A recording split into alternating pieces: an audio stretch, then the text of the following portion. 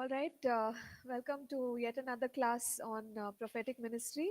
Let's pray and then we'll get started. Let's pray together. Heavenly Father, we thank you that you are a speaking God, Lord, that you speak to us in our very situation. And Lord, even today, as we take time in your word, Lord, we pray that we will hear your voice. Father God, that you will guide us and lead us, Lord, in everything that concerns us. Thank you, Father. Thank you that. Lord, you are near us, and Father, you are so interested in every detail of our lives. We bless you and honor you, God. In Jesus' name we pray. Amen. Amen. All right, so let's get back into what we were learning. So, we said in the last class that one must be careful about uh, their motivation, because ultimately motivation is everything. Why do we do what we do? That's a more important question rather than what we are doing. So the right motivation is to edify people with the spiritual gifts and not so much for promoting ourselves. And we also said that we must love people and not be biased. So there's fairness towards everyone, and therefore, with regard to personal experiences, personal prejudices or biases, right? These are things that we have to deal with within ourselves so that it does not affect people around us. And as much as it is important for us to speak the prophetic word, it's also important for us to be silent when there is no prophetic word, because it's possible that God may not really want to speak regarding that particular matter. He may speak about something completely different or not speak at all in that moment, but we should be ready to accept that and just be faithful to speak God's word, as we saw in Jeremiah chapter 23 verses 16 and 28. So we are faithful to speak God's word when we only have his word and not really sort of manufacture a prophecy. Okay, that would be wrong. And we stopped after discussing regarding character, and we said that ultimately the character is what holds the gifts and the grace of God. So yes, God is so gracious, he will provide gifts to all of us, enable all of us with his gifts. But how is our character? That's what is critical and crucial.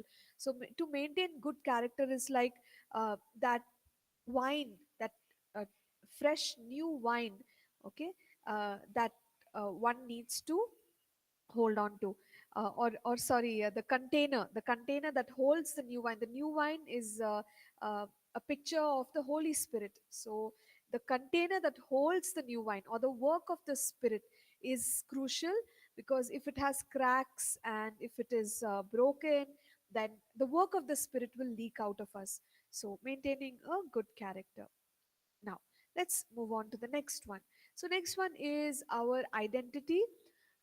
This we've said it time and again in different contexts that our identity is not in what we do, it's not in our function, it is in who we are in Christ.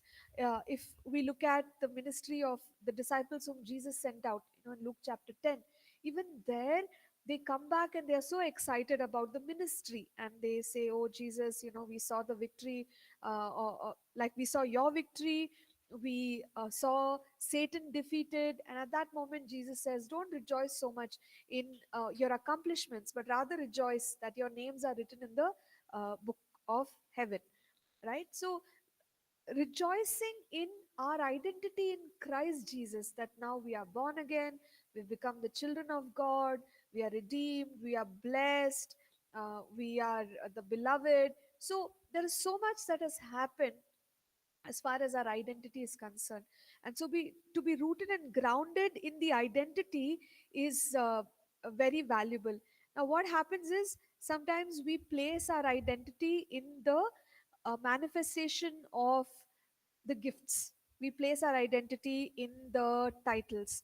So let's say, somebody doesn't call us pastor, or somebody doesn't say, ma'am, sir. We feel offended, we feel like, hey, what is this? You should give me the due respect. But that also shows in many ways that we are placing our identity in the title. So what, so what if somebody calls us by our name? It's fine, because at the end of the day, the title of a pastor or anything else is our function, or that's how God is working through us. So that's fine, but we are, our name, we are who we are as an individual, so it should be okay. So having our identity strong in who we are in Christ and as a person is very valuable. It goes a long way in our journey as ministers of God. Now, same thing we apply to the gifts of the Spirit. Now, let's say for whatever reason the gifts of the Spirit are not manifesting, the way we expected it to. What happens to us? We get discouraged, or people may identify us for our the gifts, manifestation of the gifts. Now, in another meeting, maybe we are not manifesting so many gifts, then people will be like, hey, what happened? This person is not uh, you know prophetic, or some comment they make. We get upset. We feel that, what is this God? Why are the gifts not manifesting? If the gifts don't manifest, then what happens to my identity? Do I feel small? Do I feel like God doesn't love me anymore? Do I feel those kind of feelings? Then that shows that my identity is in the gift. My identity is not in God. So this is it's actually a test. When we go through it, we understand, how challenging it is. But uh, let's not worry about the gifts. Maybe the gifts are not manifesting the way we expected, but that's not going to change the fact that I'm God's child and I'm dearly loved by God. So let our identity be strong in it. Don't base our identity on our functions or on the manifestation of the gifts of the Spirit. Okay, any questions, please feel free. You can just stop me then and there, but I'm continuing. Next one, we need to know what the word of God says. Why is this important? Because whenever we receive a word from the Lord, the primary test is the alignment of that word to the Bible or the scriptures.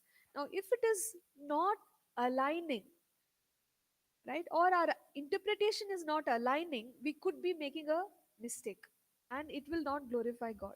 Okay, uh, so unless we know the word of God, how can we even judge? We won't be able to judge or assess the prophetic word that we are receiving. So that is why knowing the word or the scriptures thoroughly is very crucial. So anyone who's flowing in the prophetic must take time in studying the Bible, studying the scriptures. So when that happens, we have a good foundation. We can interpret correctly. But if there's no foundation, it can become problematic. Now, there's a key scripture. This is in 1 John chapter 5, verse 7. A portion of that scripture says that the spirit and the word agree. So if I get a prophetic word, that will be in alignment to the word. So the Holy Spirit will not say something which the word of God is disagreeing with. Because this happens a lot. People come up with all kinds of stories and revelations and say, I had a revelation, I had a dream. God says that you must abandon your family. He's calling you for ministry, so you go up into the mountains. That's the prophetic word. But if a word like that comes, we can actually put it in the boundaries of scripture and check, does the Bible speak like that? Does the Bible say, okay, abandon all your responsibilities and you go, leave everything and go, right? Well, yes, we do see instances here and there where Abraham was called out, but it didn't mean that he was abandoning, right? God had a way of leading him.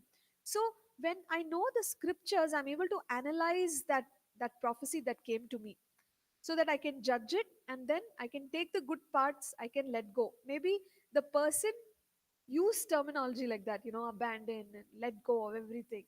I don't have to act on it, because while the Bible says that if To follow Jesus, I'm not ready to let go of my family. I'm not a true disciple. But at the same time, the Bible also says that if I am the primary person to take care of my home and my family, if I neglect my family, that I'm worse than an unbeliever, right? So because I know these scriptures, I can analyze. But if I don't know the scriptures, I can be misled. So this is the problem. And if we are going to be the ones giving the prophecy, it's even more helpful because we know the word. And you know how God speaks, right? He'll give a picture. There are these symbols, parables. uh, so many things are happening in the vision. So when I have a good grip on the word, I can correctly interpret that picture. Okay, so that's the importance of the word of God. So it will never happen that a prophetic word will say opposite to what the Bible says. Many times it happens, people start saying things, and we wonder, like, where is this in the Bible? How can God agree with something like this? But people say, thus says the Lord, and they go ahead and make a prophecy. Those who don't know the scriptures might be misled. That's the danger of it. Okay, so having a strong foundation of the word of God will enable us to quickly figure out whether it's from the Lord or not. Holy Spirit will never say something which does not agree with the word. Holy Spirit will never say something which does not glorify Jesus. Okay, so these are all tests. Now the other thing is, when Paul mentored Timothy, he gave instructions to Timothy, and he said, take heed to yourself and to the doctrine, continue in them, for in doing this you will save both yourself and those who hear you. First Timothy 4, verse 16. So he said, take heed to yourself and to the doctrine. What does this mean? This means that we, at all times, especially when we are in the ministry, right, need to be clear on the doctrine. What is the doctrine? Doctrine are those foundational teachings about Christ, salvation through Christ, the Trinity, right? The role of each person in the Trinity, and all of these very basic things that are the core of our faith. Okay, now if I am not watching my doctrine, I will start preaching error. That's a problem. So, how often should I watch my doctrine? All the time. Sometimes we have to keep going back and checking. 1 year back, I was preaching correct doctrine, but that doesn't mean that today I should not revisit, doctrine and scripture. That's the reason, this picture of Jesus is the true vine, we are the branches, always be connected. So when we look at something like that, it is like in the present we have to be connected to God. In the present we have to be connected to the truth of His word. So if I knew the doctrine of God very well 2 months ago, that is not good enough, because right now I have to check my doctrine. What am I believing? What am I living? What am I teaching? So it's like constantly one has to, if you call it self police, I need to check it. If we don't do that, error can happen. Last year I taught this subject correctly, wonderful, but am I aligned to the word once more so that I can teach it correctly every time? Now, if I have to do it correctly every time, I have to keep checking what is it that I'm believing, and I have to be in the Word of God, right? So, that is essential for every minister of God. That's why Paul told Timothy, at all times, Timothy, you have to check, are you still holding on to the correct doctrine or not? If there is an error in the doctrine, ministry will become erroneous. What we do, okay? So, this is how in the prophetic, the scriptures, the word of God is something that is very crucial to the believer and particularly the minister of God. Now, let's move on. When it comes to ministering in the prophetic, we say things like, how can we grow in the gift? There are many things that apply, like one of the things is be strong in the word of God. Then prayer. prayer and fasting, prayer and fasting, that will enable us to hear better from God. So when I'm a prayerful person, do you all remember we said Abraham, he's the first one who is called a prophet. But when we think about Abraham, he was a prayerful man. He was not like your typical thus says the Lord kind of a prophet, but prayer in his life is what strengthened him to hear from the Lord. So if I want to flow in prophetic um, gifts, then when I pray, what happens is, uh, some within me, my spirit, my soul, it calms down all the noise. We call it noise. There's all kinds of things within us. We are worried about our life, our family. I have to do this, I have to do that, I have to go there, I have to say this, I have to pay the bills. We are very, very anxious, and we call it like noise. Each one of us goes through that every day, our own thoughts. But when we pray, when we fast, what happens is, you can kind of bring down that noise. Your spirit man rests, and suddenly you're able to hear God better. So that's what prayer does. That's what fasting does. Okay, so you and I, when we take time to pray and fast, it will help us engage better with the Holy Spirit. So we all need this, daily, and especially if we are going for ministry someplace, we can take time to just quieten ourselves, be in the Word, be in worship and all that. Pray, fast, then our spirit is more sensitive to the leading of the Holy Spirit. All right. Next, worship. So we have already seen that there is a connection of worship, there's a connection of music with the flow of the prophetic anointing. So in the same way, when it comes to worshiping God, uh, we can hear the voice of God better. Where do we see this? One of the places is Acts 13. Acts 13 is a place where the elders of the church of Antioch, they were ministering to God. And ministering to God is a broad term. So what would they have been doing? They would have been praying, they would have been worshiping and doing all those kind of things. But as they were doing that, we read that the Holy Spirit said to them, set apart for me Paul and Barnabas for the work for which I have called them. So when they are ministering to God, God is speaking. So that's the beauty of it. So when we are ministering to God, and we can also say when we are worshiping God, we think that only we are communicating with God, but it opens the way for God to communicate with us. So he starts speaking to us when we are spending time in worship, right? To him. So it works like this. And that's why, to activate more of the prophetic, if we are people who engage in worship. So you and I may say, I'm not so good at singing, so I don't know how. Don't worry about that. We are not talking about you go lead worship, but personally, I can sing to the Lord. I'm sure he won't be disappointed to hear my voice, right, and my tune. And at the same time, if you're not the kind who can keep singing all the time, maybe you can put on some worship music.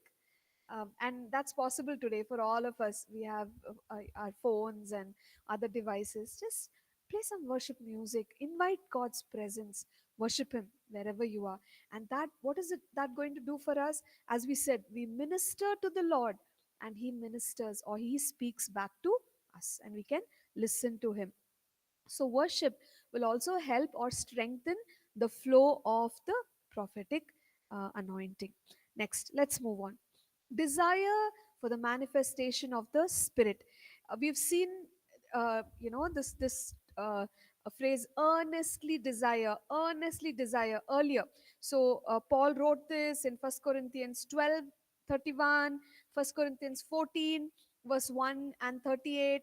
Uh, so there is a connection of desiring with the manifestation of the gifts of the Spirit. All right. Now, what if we don't desire? It's quite simple. We will not have the manifestation of the gifts of the Spirit. So that's how it is. So it's like, like a tap. I look at it, it's just an analogy. If you, when we open the tap, the water will flow. We close the tap, the water will not flow. So in the operation of the gifts of the Spirit, desire is like that. So when I am desiring, I'm saying, God, I'm allowing for the flow of the anointing, let it flow. But if I'm not desiring, it's like I'm shutting the tap. Now the Holy Spirit wants to flow through me, but I'm saying, sorry, I won't, I can't. Then I'll find that the manifestation will reduce because I'm not desiring. So desire is a key for manifestation of the gifts of the Spirit.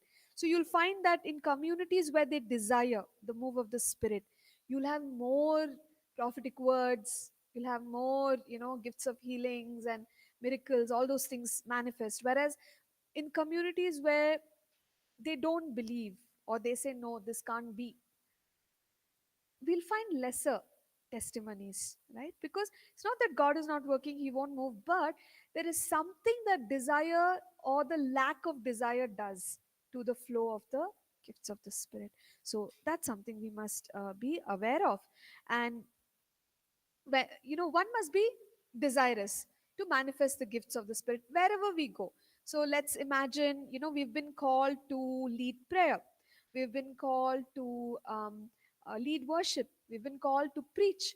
Now it's great, we are preparing for all these things, but there must be a desire that says, God, I'm going to do this, but anywhere along that time, if you want to inspire me in a fresh way, please do. Right? That's where, for example, we said in singing or worship, prophetic, prophetic song, prophetic music. So we allow for the Spirit to manifest the gifts, isn't it? So in the same way, like we are preaching, we have, our notes and all that are we maybe we've learned the lines by heart. These are the things that I'm going to say, but as we are sharing, we feel like, hey, I must make a mention of this theme or this word or this scripture. That's prophetic. So when you say that, suddenly it's hitting someone, suddenly it's ministering to someone, right? So being open to the move of the prophetic, no matter what we do, that's important. Okay, so we're always open, Lord. If you want to do something fresh, though I am well prepared, if you want to do something fresh, I'm open to it. That's what we mean, earnestly desire the spiritual gifts and be zealous for the spiritual gifts. Now it is also true that, sometimes people say that, why are we asking God to give gifts? It's as if each time we are only taking from God. We say, God, give the blessings, give the gifts. So isn't it more spiritual to say, God, whether you give the gifts or not, we need you? It sounds very spiritual, yes or no? It sounds very spiritual. However, when we read what the Bible says, the Bible says that one must be zealous for spiritual gifts. Zealous means uh, excited, excited. Okay, be zealous to grow in the spirits, in the gifts of the Spirit. So when the Bible teaches things like this, and we say, no, don't ask God for gifts, just ask God for Him, right? We are actually contradicting, because God is saying you should be zealous. God is saying you need to desire and ask me for the gifts. So then how can we say that, we will be more spiritual and say, no, we don't want manifestation of gifts? It's contradicting, right? Because Bible is saying you should be zealous. You should be very, very enthusiastic about the gifts of the Holy Spirit. That's what the Bible is saying. So though we may sound very spiritual in saying, yeah, it's not the gifts, it's the giver, things like that, biblically, it is God who is wanting us to be zealous for manifestation of spiritual gifts. So we should do it the way He wants it done. And whenever people say things like this, that yeah, God is more important than spiritual gifts, we are cutting off something. We are cutting off like the work of God in that place, because we automatically, the desire for spiritual gifts is coming down. Like, okay, if we have God's presence, that's enough. Why do we need spiritual gifts? But then, how will the body be edified, isn't it? How will the Holy Spirit express Himself? He wants to express Himself. What are the gifts of the Spirit? They are manifestation. Manifestation is what? Expression of the Holy Spirit. We are stopping the expression of the Holy Spirit. So uh, we must be careful. Sometimes the things that we are saying, is it scriptural? That's the question we have to ask. Okay, fine. So we can move on to the next section. Here it says, have faith and eliminate doubt.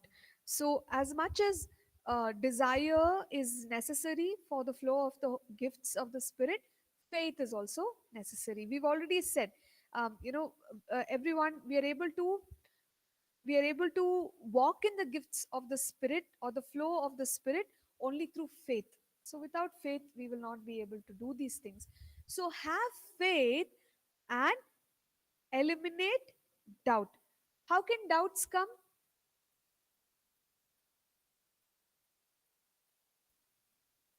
How do doubts come?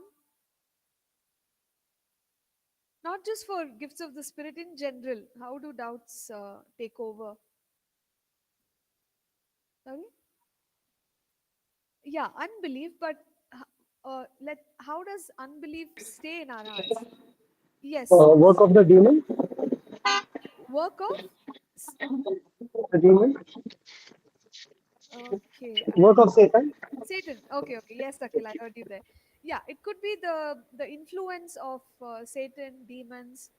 Yeah, that could be one thing. What else? Krishna, the doubt comes when you don't have enough faith. If you have enough faith, I don't think the doubt should come. Or Okay, if you're not sure of yourself. okay. So if we are not sure, Lack of knowledge. okay, lack of knowledge. All right. So yes, each one is talking about the lack of the less faith, a lack of knowledge, so on and so forth. So yeah, the key thing is doubts come when there is ignorance of the word of God, right? So even when we know God's word, doubts can come, but the good thing is that because we know God's word, our faith is strong and we are able to overcome those doubts. So what's the key to walk in faith? We have a rich deposit of the word of God, so that's how a believer can be strong, right? So when it comes to the prophetic, how can we have faith to receive a word from the Lord and see the power of God manifest? Obviously, from the word. So, the more you study about the prophetic from the Bible, things are getting clearer and clearer. So, then when the Holy Spirit is releasing a particular gift, we can move with it. Okay, so we can develop our faith by the study of God's word.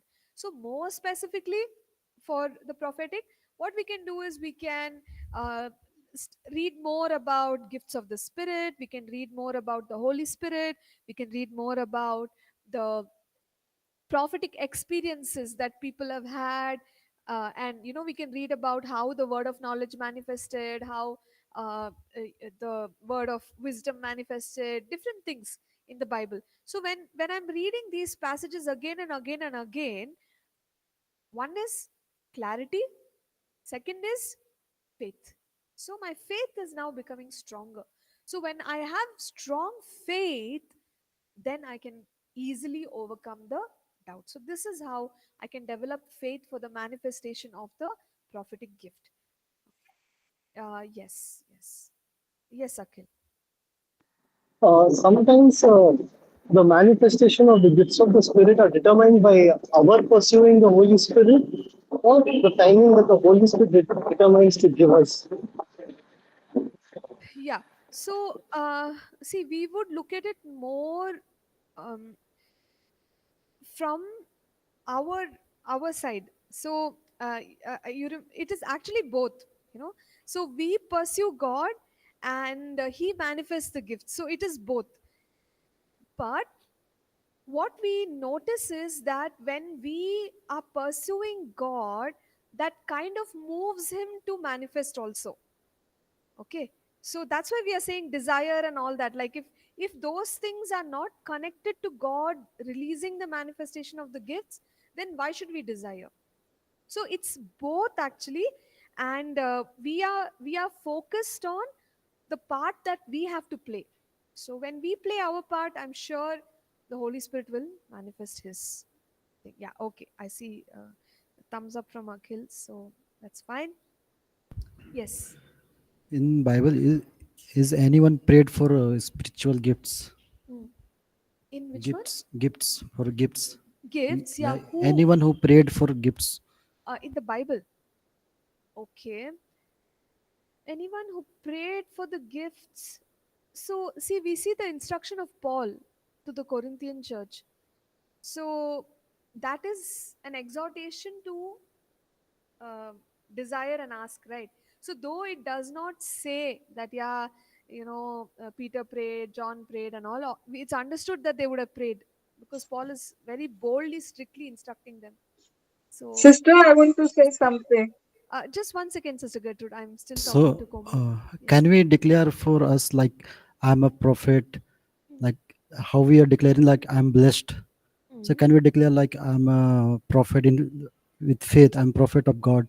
Okay, okay, okay. So can we declare that one is a prophet of God? Every day I'm saying to me that I'm a prophet of God. Like that, can we Uh, declare every day? okay, okay, okay. So we can declare that, I'm a prophesying believer. We can declare that. So you remember when we studied about the progression, we said all can flow in the simple gift of prophecy. There are some who have the ministry gift, and then only a few who are called by Jesus into the office of a prophet. So if I say I'm a prophet of God, that may not be correct because that only Jesus knows whom He has called. Only God knows. So instead of that, the declaration can be, I am I am called to prophesy, or I am a prophesying believer. You can make such a declaration. It's okay, no problem.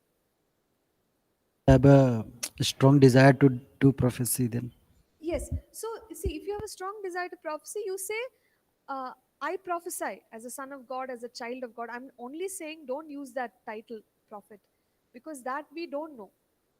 That prophet thing, usually we'll come to that also. The can we self proclaim, like, can I say, oh, I am a prophet from today, everybody call me Prophet Nancy? Right?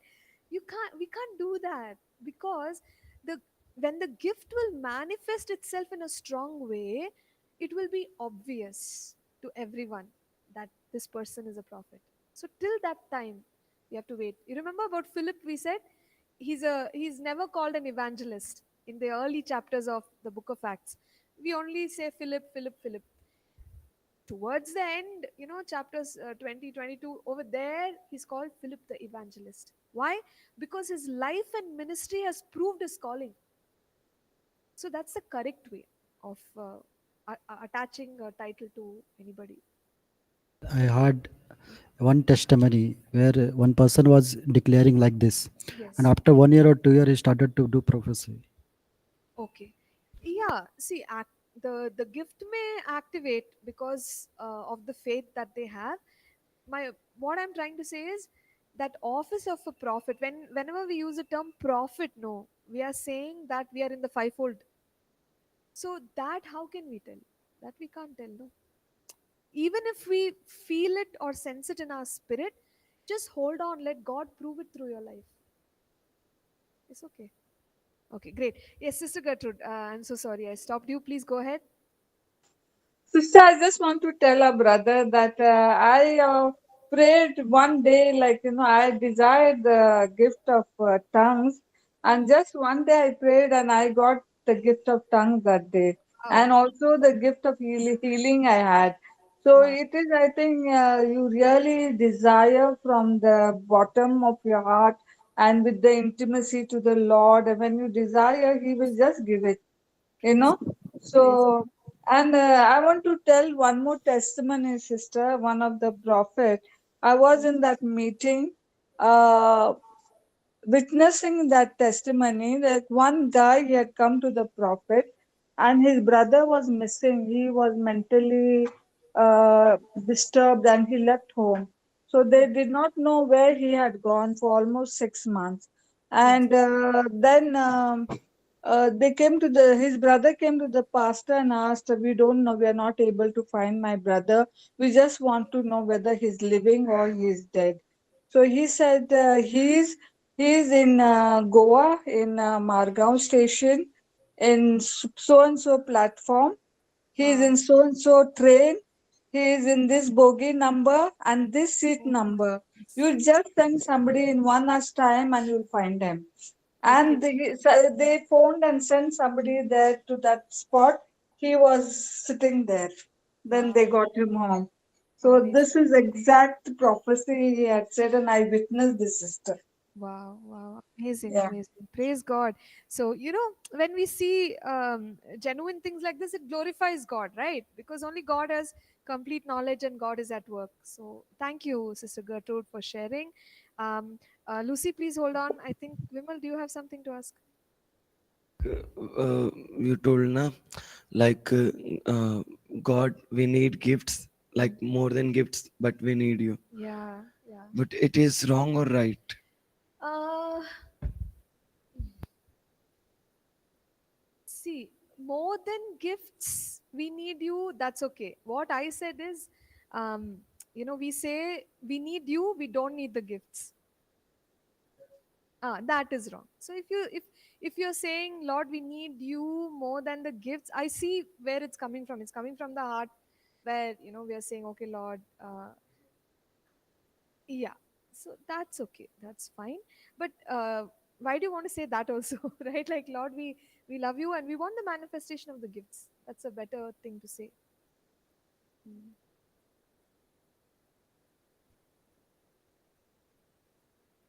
Yeah, so that's what I'm saying. No, yeah, people may say even if I don't have gifts, it's okay, but I need you, God.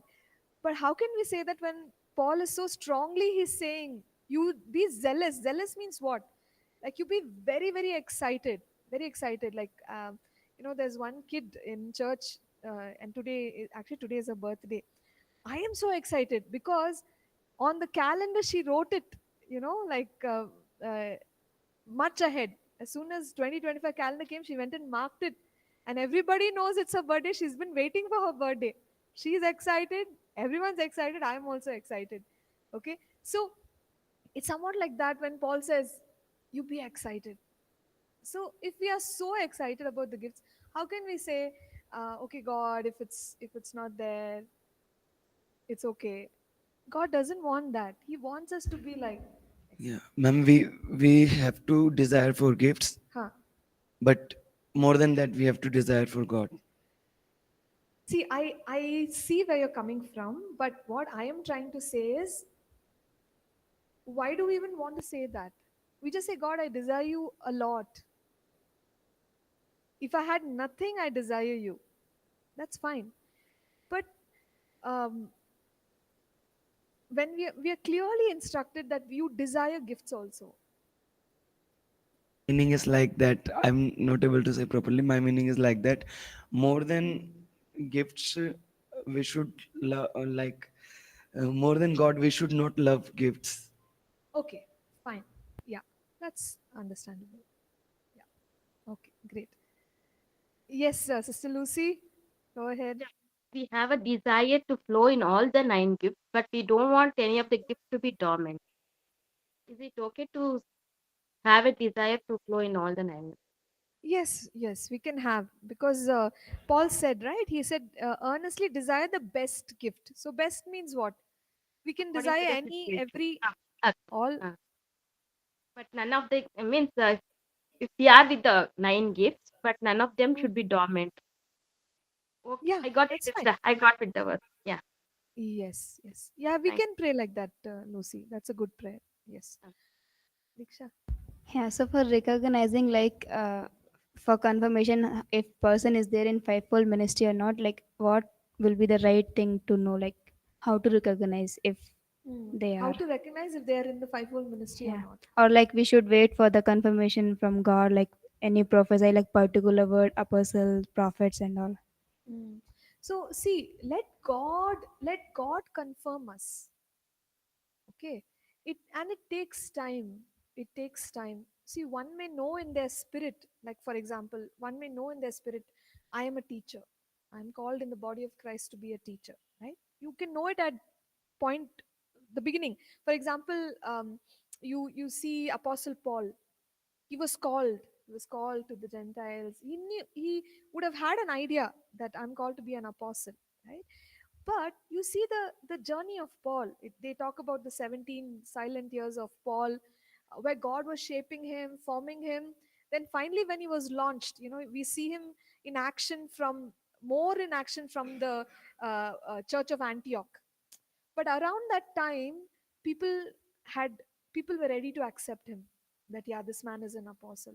So generally, it works like that. So Diksha. like It just takes for time, yeah, and you should let God confirm it. just for example, like if one kid is there and one pastor professor, like he gonna be the prophet and all, but and the child walk everything according to God's word and he does, so can we call it like he is the in fivefold ministry of that prophet? When he's a kid, No, like when he will grow up and yeah, so it'll become obvious okay. because of the prophecies that he's making, his ministry and all. It'll become clear. You understood? See, for example, if somebody is a teacher, okay, they have the anointing of a teacher. When they are teaching, it's understood, right? Like, oh my goodness, this has to be God. How can somebody teach like this unless they have the anointing? So, like that, the prophetic gift will also manifest. It'll become so clear to the people around. Like hundreds of people, thousands of people, everybody will look at you and say, hey, you're a prophet, right? So, that is confirmation after confirmation after confirmation and great clarity. At that time, when God puts you in that place where it's clear to you, it's clear to everyone, and you have the respect of the people, at that point, you don't have to say, I'm a prophet, I'm a prophet, everyone will say you're a prophet. So we just have to wait. Yeah. Yes, Sam. Yeah, so I just wanted to kind of maybe make an observation and Yes, also please. like a question. So basically, we see the Apostle Paul very confidently calling himself an apostle. Mm. In all his letters, he kind of in Romans, Corinthians, Galatians, a Yes. bond servant called to be an apostle is what he says. So Yes. my only question is, did he give that title to himself, Mm. or he was convicted by God, or Mm. that was the call of God on his life? Mm. Mm. Um, and if yes, how does that apply to us? Like, Mm. do we, when we have a clear call of God, do we go around saying our titles, or Mm. Mm. like we were talking about prophet, right? Yes. Um, so yeah, I just wanted to Sure. maybe. Yeah. So, in the case of Paul, God told him his assignment even when he had an encounter on the road to Damascus. God told him, I'll use you among the Gentiles. And in fact, Ananias, who comes and prays for Paul, gets a clearer word. God tells Ananias about the life and the assignment of Paul. Okay, so our take is that Paul already knew in the very beginning of his life as a believer, he already knew. Okay, so for some people, this is the experience. They already know when they're journeying with the Lord what the call of God on their life is. For some people, it's not like that. For example, I mean, I don't know if Peter had an idea, but generally with Peter, we see only later on he kind of realizes what God is calling him to, right? So for some other people, they don't have any idea. As we journey in life, we realize, oh my goodness, this is how God is leading me. This is what God wants me to do. So both of these things can happen.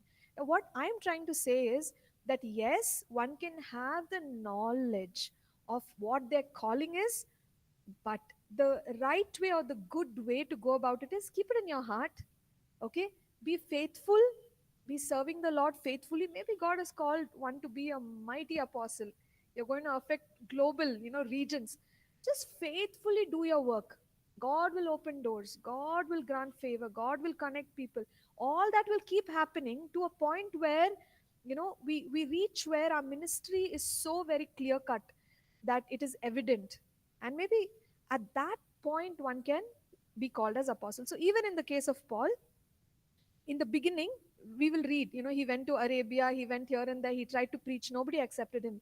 In fact, even the apostles in Jerusalem did not accept him because they thought he's an imposter. So that's where those 17 years come in. Though, and Acts 13 is after all that time period, when Paul starts his ministry. Later on, he starts proclaiming himself as, I'm a bond servant and apostle of Christ. At that point, it makes sense because at that point, everyone around him is also convinced that he's an apostle. So he can boldly say, yes, I'm an apostle. So, Sam, does that help? Does that make Yeah, sense? yeah, yeah. Makes sense. Thank Okay, you. great. Yes, thank you. Thank you. Yes, Komal. Can we pray for small kids like, oh God, use him as a prophet, use him as an apostle in Yeah, future? we can express our desire. We can do that. No problem. So as we pray, like use him as a prophet. So can God will release prophetic anointing Yeah, like that? see, as a parent, as a well wisher of that child, if you're feeling, if you're sensing that, you pray like that. No problem. We don't have an idea whether they are or not, but let God do it. If it's meant to be for them, then why not? God may do it. Yeah, sure. Yes, Asaf. If the it's about me, Yeah, ma'am. sure. In my childhood, lot of pastor profs say like your to my grandfather, your grandson will take care about your ministry. Mm, He will become like a pastor. mm, So later on in this Bible college, God revealed to me I will be a pastor. But in pastor, we need certain roles mm. like shepherding people, leading people, guide them. If we are not having that much confidence, son, what can we do, ma'am? Yeah, so see, Asapu, it's a journey of faith. Okay. Now we may have received a clear word, but we see that we don't have those abilities in us, right? So you journey in faith with the Lord. Everyone has strengths and weaknesses. Nobody is like a perfect pastor. Okay. So there are some areas where we are very gifted, but then there are others that we may have to develop. So basically, we can build confidence along the way. So that's how it works. So just journey with God in faith. You can pray that, Lord, you've called me. I've got this prophetic word many times that I have a pastoral calling. The gifts will manifest. I believe in it, and take on every opportunity. And slowly, the Lord will build confidence in your life. Yeah. So there are more questions coming. So, guys, if you don't mind, just a few more minutes today's class. Yeah, go ahead. Ma'am, like uh, I'm taking my example. I'm praying for prophetic ministry. Sorry, prophetic ministry, Okay. and I'm praying. It's been 2 3 years. I'm praying for that, but nothing is happening. Okay. So I should stop there and pray for another gift, or what should I do? Hmm. uh, you should continue praying because, see, when we understand God's will, then we can keep praying those prayers. So clearly, Paul is saying, earnestly desire, earnestly desire. So it is God's will to release the prophetic for you. So you can keep asking. Okay, you can keep asking for prophecy. You can keep asking for manifestation of the gifts. Now you are asking for prophetic ministry. Now, if you have a desire, no harm. Keep asking, and you see how the Lord will lead you. Yeah. So don't stop asking because if something is God's will, we have to ask. That's why we are praying for revival because it's God's will. Outpouring of the Holy Spirit. We are not stopping year after year. We are praying because it's God's will. But you told like if there is grace in that thing, Mm, so you go for that mm. and don't go for those things like what you are not. Yeah. So see, this is not regarding like the calling of a prophet, right? You're not saying that I want to be a prophet. You want your ministry to be marked by the prophetic. There's nothing wrong with it. So that is different. That I already explained. So you'll have to watch the recording again. Okay. So that's how. Fine. So let's stop now. And the next class, most likely, next class I'm not around. No, there's one mission trip that I'm going for. So maybe we won't do a recording because this needs interaction, right? So let's skip next class. You can just read through chapter 8. It's a very important chapter. and we will pick up from here, uh, in the month of March, right? March first week, Wednesday, we'll start the class again. We can have discussions. All right, fine. So let's stop here. Could somebody from the online batch lead us in prayer as we close today?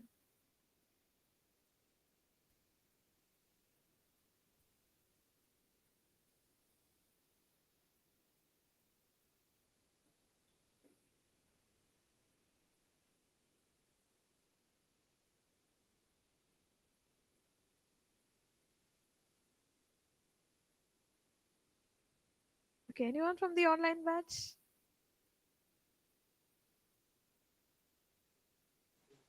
Sister, yeah, can I pray? Oh, Okay. brothers pray. Any either of you, it's fine. Yeah, I can pray. Sure. Father, we thank you for this class. Thank you, Lord, for your word that always speaks. We thank you, Lord, for journeying with us, Lord. Thank you, Holy Spirit, for releasing the gift, the grace upon each one of us. I pray, Lord, that we will desire to honestly journey with you, Lord, and seek you, Lord, and through it, Lord, give us opportunities and, Lord, help us to be more confident, Lord, in hearing from you and Lord, releasing, Lord, your blessing among people around us. So we thank you once again for everything that you're doing in each and every one of us. We pray for Pastor Nancy, Lord, and bless her, Lord, in everything that she does. In Jesus' mighty name we pray. Amen. Amen. Amen. Thank you. Thank you, everyone. God bless you. Meet you next time.